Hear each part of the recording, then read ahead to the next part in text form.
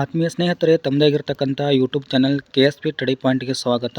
So ಈ ಒಂದು ವಿಡಿಯೋದಲ್ಲಿ ನಾವು 38ನೇ ಪ್ರಶ್ನೆ ಆಗಿರ್ತಕ್ಕಂಥದ್ದು ಅದು ಯಾವುದಪ್ಪ ಅಂತಂದ್ರೆ ಮ್ಯಾಪಿಗೆ ಸಂಬಂಧಪಟ್ಟಂತೆ ಒಂದು ಪ್ರಶ್ನೆ ಇರ್ತದೆ. ಇದು SSLC ಸಮಾಜ ವಿಜ್ಞಾನ ಒಂದು ತರಗತಿಯವರಿಗೆ.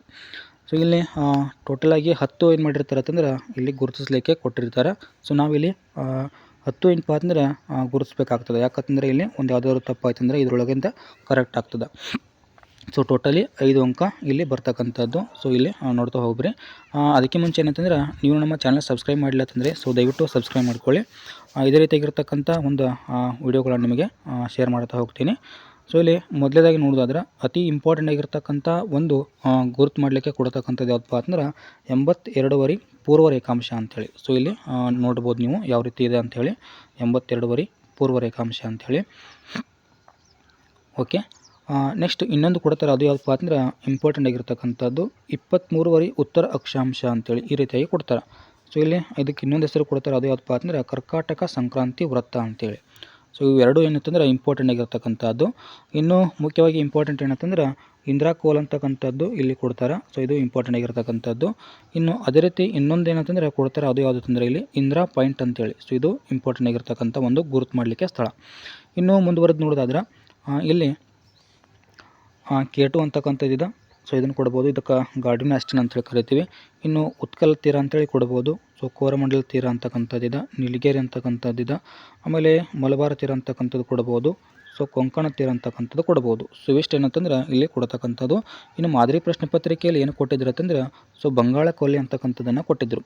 ಸೊ ಆ ಕಾರಣಕ್ಕಾಗಿ ಇದನ್ನು ಕೂಡ ನೋಡ್ಕೊಳ್ರಿ. ಇನ್ನು ಅರಬ್ಬಿ ಸಮುದ್ರ ಅಂತಕ್ಕಂಥದ್ದು ಕೂಡ ಇದೆ. ಸೊ ಇದು ಒಂದು ಮ್ಯಾಪಿಗೆ ಸಂಬಂಧಪಟ್ಟಂತೆ.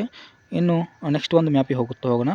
ಇಲ್ಲಿ ಇನ್ನೂ 2 ಇಂಪಾರ್ಟೆಂಟ್ ಅದಾವೆ. ಅವು ಯಾವುದು ಅಂದ್ರೆ ಪಾಕ್ ಜಲಸಂಧಿ ಮತ್ತು ಮನ್ನಾರ ಖಾರಿ ಅಂಥೇಳಿ. ಸೊ ಇವೆರಡು ನೋಡ್ಕೊಳ್ಬೋದು. ಇನ್ನು ಭಾರತದ ಖನಿಜ ಸಂಪನ್ಮೂಲ ಮತ್ತು ಕೈಗಾರಿಕೆಗಳು ನೈಸರ್ಗಿಕ ವಿಕೋಪಗಳಲ್ಲಿ ಬಂದಾಗ ಏನು ಕೇಳ್ತಾರೆ. ಸೊ ಇಲ್ಲಿ ಗುರುತು ಮಾಡಲಿಕ್ಕೆ ಯಾವ್ಯಾವ ಕೊಡ್ತಾರೆ ತಂದಾಗ ಸೊ ಇಲ್ಲಿ ನರೋರಾ ಅಂತಕ್ಕಂಥದ್ದು ಒಂದಿದೆ, ಇದನ್ನು ಕೊಡ್ಬೋದು. ಸೊ ಇದು ಕಾನ್ಪುರ್ ಅಂತಕ್ಕಂಥದ್ದಿದೆ. ಇನ್ನು ರಾಣಾ ಪ್ರತಾಪ ಸಾಗರ್ ಅಂತಕ್ಕಂಥದ್ದು ಸೊ ಇಲ್ಲಿ ಬರ್ತದೆ. ಬೊಕಾರ್ ಅಂತಕ್ಕಂಥದ್ದು ಸೊ ಇದು ಕಬ್ಬಿನ ಮತ್ತು ಉಕ್ಕಿನ ಕೈಗಾರಿಕೆಗಳಲ್ಲಿ ಬರ್ತಕ್ಕಂಥದ್ದು. ಇನ್ನು ನೆಕ್ಸ್ಟ್ ಯಾವುದು ಅಂದರೆ ದುರ್ಗಾಪುರ ಅಂತಕ್ಕಂಥದ್ದು ಸೊ ಇಲ್ಲಿ ಕಂಡು ಬರ್ತದೆ. ಇನ್ನು ನೆಕ್ಸ್ಟ್ ಯಾವುದು ಅಂದ್ರೆ ರೂರ್ಕೆಲಾ ಅಂತಕ್ಕಂಥದ್ದು ಕಂಡು ಬರುತ್ತೆ ಛತ್ತೀಸ್ಗಢ ಒಂದು ರಾಜ್ಯದಲ್ಲಿ.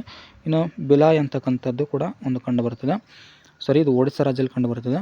ಇದು ಬಿಲಾಯ್ ಅಂತಕ್ಕಂಥದ್ದು ಛತ್ತೀಸ್ಗಢ ರಾಜ್ಯದಲ್ಲಿ ಕಂಡು ಬರ್ತದೆ. ಸೊ ಅದೇ ರೀತಿ ಇಲ್ಲಿ ಸೂರತ್ ಅಂತಕ್ಕಂಥದ್ದು ಒಂದು ಪ್ಲೇಸನ್ನು ಕೊಡ್ತಾರೆ. ಕೊಯ್ನಾ ಅಂತಕ್ಕಂಥದ್ದು ಕೂಡ ಇಲ್ಲಿ ಕೊಡ್ತಾರೆ.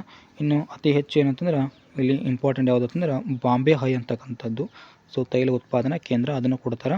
ಇನ್ನು ಲಾತೂರ್ ಅಂತಕ್ಕಂಥದ್ದು ಕಂಡು ಬರ್ತದೆ. ಸೊ ಅದನ್ನ ಇಲ್ಲಿ ನೋಡ್ಕೊಳ್ಬೋದು. ಇನ್ನು ದಾವಣಗೆರೆ ಸೊ ಇದನ್ನು ಯಾಕೆ ಕೊಟ್ಟಿರುತ್ತಂದ್ರೆ ಕರ್ನಾಟಕದ ಒಂದು ಹತ್ತಿ ಒಂದು ಬಟ್ಟೆ ಗಿರಣಿಗಳನ್ನು ಅತಿ ಹೆಚ್ಚಾಗಿ ಹೊಂದಿರತಕ್ಕಂಥದ್ದು ಆ ಕಾರಣಕ್ಕಾಗಿ. ಇನ್ನು ನೆಕ್ಸ್ಟ್ ತಾರಾಪುರ ಅಂತಕ್ಕಂಥದ್ದು ಇದೇ ಒಂದು ಭಾಗದಲ್ಲಿ ಕಂಡು ಬರ್ತದೆ, ಅದನ್ನು ನೋಡ್ಕೊಳ್ಬೋದು. ಇನ್ನು ಕೈಗಾ ಅಂತಕ್ಕಂಥದ್ದು ಸೊ ಒಂದು ಪ್ಲೇಸ್ ಇದೆ. ಸೊ ಇಲ್ಲಿ ಕೇಳ್ತಕ್ಕಂಥದ್ದು ಸಾಧ್ಯತೆ ಇದೆ. ಅದೇ ರೀತಿ ಭದ್ರಾವತಿ ಅಂತಕ್ಕಂಥದ್ದು ನಮ್ಮ ಒಂದು 1923ರಲ್ಲಿ ಏನಂತಂದ್ರೆ ಕಬ್ಬಿನ ಮತ್ತು ಉಕ್ಕಿನ ಕೈಗಾರಿಕೆ ಅಂತಕ್ಕಂಥದ್ದು ಇಲ್ಲಿ ಸ್ಥಾಪನೆ ಆಗಿರ್ತಕ್ಕಂಥದ್ದು ಆ ಕಾರಣಕ್ಕಾಗಿ ಕೊಡ್ಬೋದು. ಇನ್ನು ಕಲ್ಪಾಕಂ ಅಂತಕ್ಕಂಥದ್ದು ಒಂದು ಪ್ಲೇಸ್ ಇದೆ. ಅದೇ ರೀತಿ ಸೇಲಂ ಅಂತಕ್ಕಂಥದ್ದು. ಸೊ ಇವಿಷ್ಟು ಪ್ಲೇಸ್ಗಳೇನಂತಂದ್ರೆ ಯಾವ ಪಾಠದಪ್ಪ ಅಂತಂದ್ರೆ ಖನಿಜ ಸಂಪನ್ಮೂಲ ಕೈಗಾರಿಕೆಗಳು ನೈಸರ್ಗಿಕ ವಿಕೋಪಗಳಂಥೇಳಿ. ಸೊ ಇನ್ನೊಂದು ಸಲ ನೋಡ್ಕೊಂಬಿಡ್ರಿ ಸೊ ಯಾವ ಬರ್ತಾವೆ ಅಂಥೇಳಿ.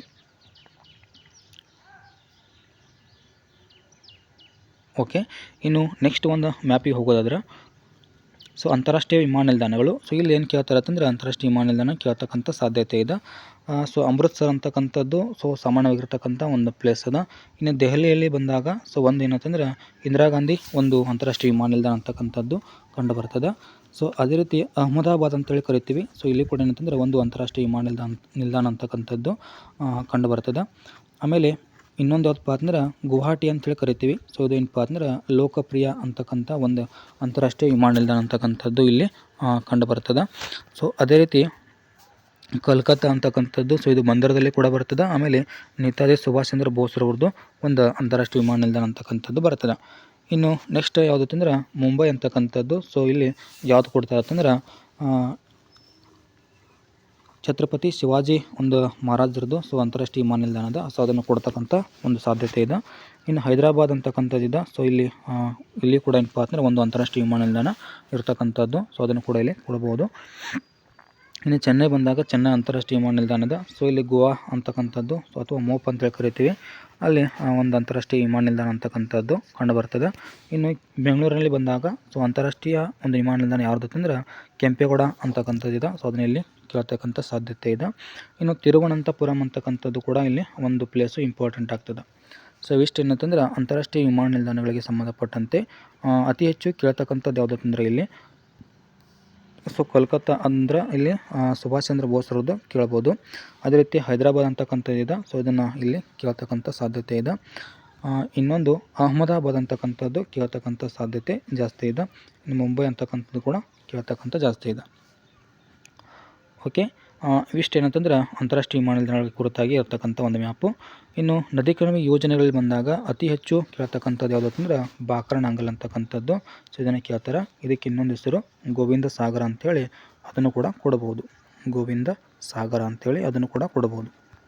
ಓಕೆ, ಇನ್ನೆಷ್ಟು ಕೋಶಿ ಅಂತಕ್ಕಂಥ ಯೋಜನೆ ಇದೆ. ಸೊ ಇಲ್ಲಿ ಕೋಶಿ ಯೋಜನೆ ಅಂತಕ್ಕಂಥದ್ದು, ಇದಕ್ಕೆ ಇನ್ನೊಂದು ಹೆಸರು ಕೊಡ್ಬೋದು ಹನುಮಾನ್ ನಗರ ಅಂಥೇಳಿ. ಸೊ ಇಲ್ಲಿ ಕೊಡ್ತಾರೆ ಅಥವಾ ಕೇಳ್ತಾರೆ ಹನುಮಾನ್ ನಗರ ಅಂಥೇಳಿ. ಇನ್ನು ಅದೇ ರೀತಿ ದಾಮೋದರ ಅಂತಕ್ಕಂಥ ಒಂದು ಯೋಜನೆಯಲ್ಲಿ ಕಂಡುಬರ್ತದೆ. ಸೊ ಇಲ್ಲಿ ಪಶ್ಚಿಮ ಬಂಗಾಳ ಒಂದು ರಾಜ್ಯದಲ್ಲಿ. ಇನ್ನು ಹಿರಾಕೂಡ್ ಅಂತಕ್ಕಂಥದ್ದು ಸೊ ಒಡಿಸ್ಸಾ ರಾಜ್ಯದಲ್ಲಿ ಕಂಡುಬರ್ತದೆ. ಇನ್ನು ನರ್ಮದಾ ನದಿ ಅಂತೇಳಿ ಕರಿತೀವಿ, ಇದು ಕೂಡ ಕೇಳ್ತಕ್ಕಂಥ ಒಂದು ಸಾಧ್ಯತೆ ಜಾಸ್ತಿ ಇದೆ. ಸೊ ಅದೇ ರೀತಿ ಕೃಷ್ಣಾ ಮೇಲ್ದಂಡೆ ಯೋಜನೆ ಅಂಥೇಳಿ ಸೊ ಈ ಒಂದು ಭಾಗದಲ್ಲಿ ಕಂಡುಬರ್ತದೆ. ಇದಕ್ಕೆ ಇನ್ನೊಂದು ಹೆಸರು ಕೂಡ ಇಲ್ಲಿ ಕೊಡ್ತಕ್ಕಂಥದ್ದು ಬಸವ ಸಾಗರ ಅಂಥೇಳಿ ಕೊಡ್ಬೋದು. ಇನ್ನು ತುಂಗಭದ್ರಾದ ಸೊ ಅದಕ್ಕೆ ಇಲ್ಲಿ ಪಂಪ ಸಾಗರ ಅಂಥೇಳಿ ಕೊಡ್ಬೋದು. ಇಲ್ಲಿ ಪಂಪ ಸಾಗರ ಅಂಥೇಳಿ ಯಾವುದು ತುಂಗಭದ್ರಾ ಅಂಥೇಳಿ. ಇನ್ನು ನಾಗಾರ್ಜುನ ಸಾಗರ ಅದ. ಸೊ ಅದು ಇಲ್ಲಿ ಕೇಳ್ತಕ್ಕಂಥದ್ದು. ಸೊ ಇವಿಷ್ಟು ಏನಂತಂದ್ರೆ ಇಲ್ಲಿ ನದಿ ಕಣಿವೆ ಯೋಜನೆಗಳು ಬಂದಾಗ ಅತಿ ಹೆಚ್ಚು ಕೇಳಿರ್ತಕ್ಕಂಥದ್ದು ಯಾವುದು ಅಂತಂದರೆ ಇಲ್ಲಿ ಒಂದು ಕೋಶಿ ಕೇಳಿದಾರೆ. ಅದೇ ರೀತಿ ಇನ್ನೊಂದು ಯಾವುದಪ್ಪ ಅಂತಂದ್ರೆ ಬಾಕ್ರನಾಂಗಲ್ ಅಂಥೇಳಿ ಕೇಳಿದ್ದಾರೆ. ಅದೇ ರೀತಿ ಇನ್ನೊಂದು ಎರಡು ನೋಡೋದಾದ್ರೆ ಇಲ್ಲಿ ಕೃಷ್ಣಾ ಮೇಲ್ದಂಡೆ ಅಥವಾ ನರ್ಮದಾ ಅಂತಕ್ಕಂಥದ್ದು. ಸೊ ಇವು ಅತಿ ಹೆಚ್ಚು ಬಾರಿ ಕೇಳಿರ್ತಕ್ಕಂಥದ್ದು. ಓಕೆ, ಇನ್ನು ಕೊನೆಯ ಒಂದು ಮ್ಯಾಪ್ ಯಾವುದಪ್ಪ ಅಂದ್ರೆ ಭಾರತದ ಪ್ರಮುಖ ಬಂದರುಗಳು ಒಂದು ವ್ಯವಸ್ಥೆ ಬಂದಾಗ ಇಲ್ಲಿ ನೋಡ್ತಾ ಹೋಗೋಣ. ಸೊ ಇಲ್ಲಿ ಪೂರ್ವ ಮತ್ತು ಪಶ್ಚಿಮ ಬಂದರುಗಳಂತೇಳಿ ನೆನಪಿಟ್ಕೋಬೇಕು. ಇಲ್ಲಿ ಸೊ ಪಶ್ಚಿಮಕ್ಕೆ ಬಂದಾಗ ಕಾಂಡ್ಲಾ ಅಂತಕ್ಕಂಥದ್ದು ಒಂದು ಬಂದರದ. ಇನ್ನು ಮುಂಬೈ ಅಂತಕ್ಕಂಥದ್ದು ಮಹಾರಾಷ್ಟ್ರದಲ್ಲಿ ಕಂಡುಬರ್ತದೆ. ನವಸೇವಾ ಅಂತಕ್ಕಂಥ ಬಂದರದ. ಮರುಮುಗವಾದ ಸೊ ನವಮಂಗಳೂರು ಅಂತಕ್ಕಂಥದ್ದು. ಆಮೇಲೆ ಕೊಚ್ಚಿ ಅಂತಕ್ಕಂಥದ್ದು. ಇದು ಇವೆಲ್ಲವೂ ಕೂಡ ಏನಂತಂದ್ರೆ ಪಶ್ಚಿಮದ ಒಂದು ಭಾಗದ ಬಂದರುಗಳು. ಇನ್ನು ಪೂರ್ವ ಭಾಗದ ಬಂದಾಗ ತೂತುಕುಡಿ ಅಂತಕ್ಕಂಥದ್ದು, ಚೆನ್ನೈ ಅಂತಕ್ಕಂಥದ್ದು ಕಂಡುಬರ್ತದೆ. ವಿಶಾಖಪಟ್ಟಣಂ ಅಂತಕ್ಕಂಥದ್ದು, ಅದೇ ರೀತಿ ಪಾರಾದೀಪ್ ಅಂತಕ್ಕಂಥದ್ದು, ಇನ್ನು ಹಾಲ್ಡಿಯಾ ಅಂತಕ್ಕಂಥದ್ದಿದೆ. ಕೊನೆಯದಾಗಿ ಕೋಲ್ಕತ್ತಾ ಅಂತಕ್ಕಂಥ ಒಂದು ಬಂದರು. ಸೊ ಇನ್ನೊಂದು ಸಲ ನೋಡಿರಿ, ಕಾಂಡ್ಲಾ ಇದೆ, ಮುಂಬೈ, ನವಸೇವಾ, ಮರುಮುಗವ, ಮಂಗಳೂರು, ಕೊಚ್ಚಿ ಅಂತಕ್ಕಂಥದ್ದು. ಇನ್ನು ಕೋಲ್ಕತ್ತಾ, ಹಾಲ್ಡಿಯಾ, ಪಾರಾದೀಪ್, ವಿಶಾಖಪಟ್ಟಣ, ಚೆನ್ನೈ, ತೂತುಕುಡಿ ಅಂಥೇಳಿ. ಸೊ ಇಷ್ಟು ಏನಂತಂದ್ರೆ ಸೊ ನಿಮಗೆ ಟೋಟಲಾಗಿ 10 ಕೊಡ್ತಾರೆ. ಸೊ 5 ಇಲ್ಲಿ ಗುರುತಿಸಬೇಕಾಗಿರ್ತದೆ ಅಥವಾ 5 ಅಂಕ ಇರ್ತವೆ. ಸೊ ನೀವೇನು ಮಾಡಿರ್ತಂದ್ರೆ 10 ಕೂಡ ಇಲ್ಲಿ ಗುರುತಿಸ್ರಿ. ಹೌದು, ಇದಿಷ್ಟು ಏನಂತಂದ್ರೆ ನಕ್ಷೆಗೆ ಸಂಬಂಧಪಟ್ಟಂತೆ ಒಂದು ರೀತಿಯಲ್ಲಿ ಒಂದು ವಿಡಿಯೋ ಆಗಿರ್ತದೆ.